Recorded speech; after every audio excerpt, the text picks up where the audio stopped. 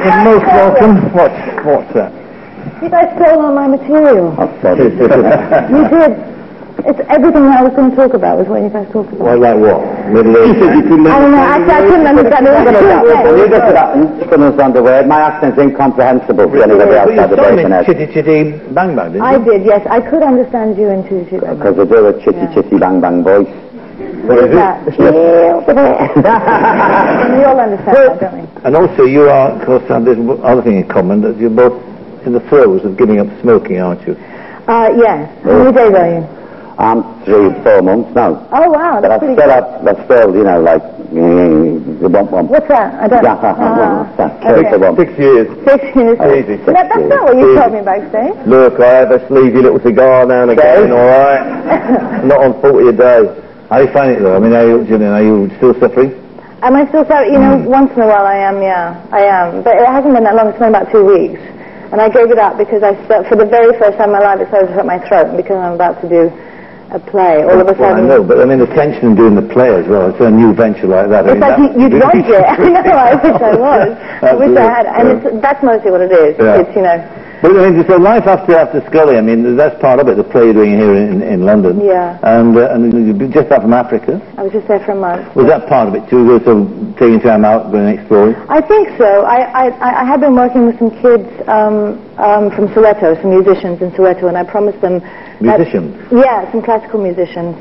And, I don't actually play, but I had participated in bringing them to Los Angeles to play a performance, and they'd also played a couple times in London, and I had, shown up and given my support, and I promised them that I was going to visit them in Soweto before some of them graduated. And so that was my excuse for going initially. And so I ended up planning about a month's trip, and I just went by myself. And what was it like? It was, I think, one of the most transformational experiences I've ever had in my life. In what sense? In what sense? Because most of my life, I've even before I became a celebrity, whatever that means, it was very difficult for me to be alone, and I never traveled alone. Eating alone, not crazy about it. Just anything, going to a movie alone, never seen me go to a movie alone. And all of a sudden, I knew that I wanted to go to Africa. I knew that I was going to go. I didn't know who I was going to go with. And then all of a sudden it occurred to me that I needed to do it by myself. And so, of course I talk to friends who are either, from Africa or people that know people in Africa, and I'm on the board of Artists for New South Africa, so I had a lot of connections when I was in South Africa, and so I knew people. But it's still, something that I'd never even come close to doing before. And then back to work, back to London. Now, the thing that's noticeable about you, of course, is your accent. Right. It's, I won't imagine, because you are American, that you won't have an American accent. I know. And I do sometimes. If somebody calls from America, I immediately switch back into it. But you're terribly hypocritical. No, it's not at all. I mean, it explains it by your childhood, of course, because you spent time here and time in America. Yeah. And reading about you, I mean, it seems to me that extraordinary childhood that you had, being betwixt the two countries, right. You're both an outsider, weren't you? You're not really accepted here or accepted there in America. No, it's true. I was actually born in Chicago, and we moved to Puerto Rico for 2 years, and then we moved to London. And we were in Clapham Common, and then we went to Crouch End, and then we were in Haringey. And... Well, nice places. Yeah, and no, but because my parents were American, I was very much considered a Yank. Yeah. Even though, that British accent, English language was my first, language and accent, and I sounded, I wanted to like this. And but everybody referred to me as a Yank. And in America... And then I went to America, and everybody, I was a Brit, and so, yeah. And also, you rebelled, didn't you? You became a punk. Yeah, it was like Bruce, the right-hand lovers thing. Is that like the circle jerks? No, we were just a crappy student band. It makes sense, doesn't it? Circle jerks, right-hand lovers. Yes, very similar action. And madness, of course. And madness, yeah. Well, it's funny because when I was in, I think it was when I went back when I was in high school, there was a period where kids were covering their jean jackets with all the pins and the buttons, and you had the rats and the stranglers and stuff, and madness was one of them. And you had a Mohican haircut? A Mohican haircut, I did actually for a short period of time. I think I did it with myself with a razor blade in the mirror. You voted the girl most likely to be arrested? Yes, actually, thank you very much. This is a very and I was actually arrested on my graduating night. I was voted that as Can I well. tell you? I did and all.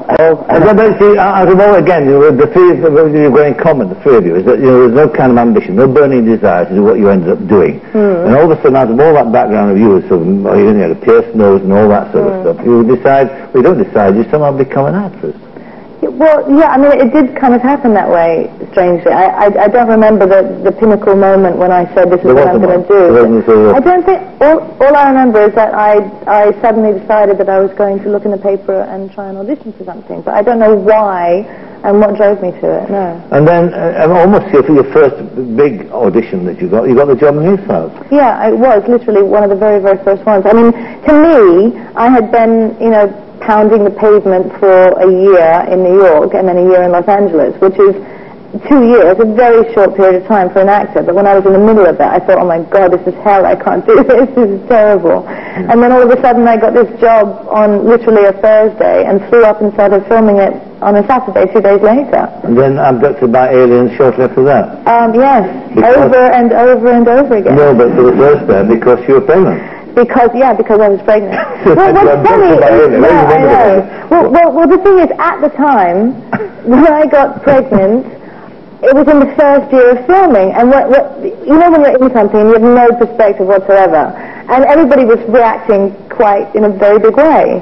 And I couldn't understand why that, you know, this was a child, and you know, and it's not until, you know, years later that I think back and I think, what bloody nerve I had to get pregnant in the first year of a series that was proving to be, you know, relatively successful. Well, nobody could have known at that time just how extraordinary. Oh, we had no idea. We thought we were going up there for a few months to work on something, you know, or maybe a year, maybe two, and I mean, 9 years is a bloody long time. It's a long time, and here's 60 countries and billions of people watching it. Yeah. And what brings to you too, I mean, the kind of fame that you can't have imagined either. No. I mean, but the thing is, I mean, the fame aspect of it has never been really something that has been that important to me, and so that aspect of it has also been kind of... But it would affect your life.